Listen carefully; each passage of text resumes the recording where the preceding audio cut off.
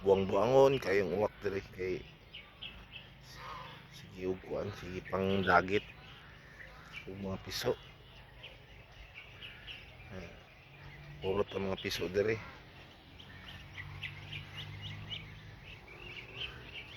Bati ninyo. Kani kay di naman madagit ni dako naman. Ato. Pero mga gagmay pa nito dati guys. Problema kay ni kay naitigdagit diri pa nila dagan kay kuwak diri. Ato, no? Oh. Na. Ngita lang na siya ganang kan. Opportunity nga makadagit na pod.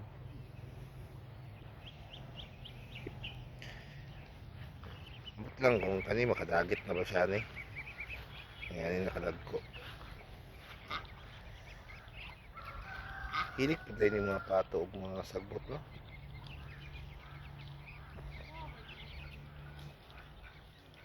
Ito na po tayo isa ka klase.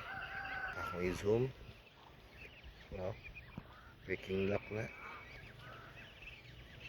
Kaning duwa diri itong ano yan yung isang no. Picking duck Japan siya guys. Pero na-cross na siya sa pato. Muna dako kayo siya. Compare sa mga native na mga pato. So pwede din siya i-crossbreed ninyo sa pili. Huwag sa kanang tip ng mga pato. Pwede kayo siya i-crossbreed.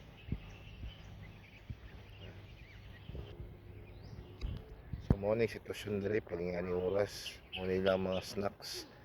Yung mga sagbot ginamukbang nila ni.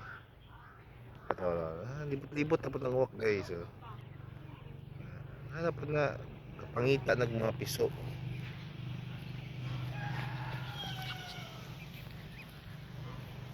Yan naman may ilaga dali pero problema. Kasi siya maapil po kadagit. Gamay kayo. Isog lang ni sa baba. Napaisa nga ako ano. Nambot.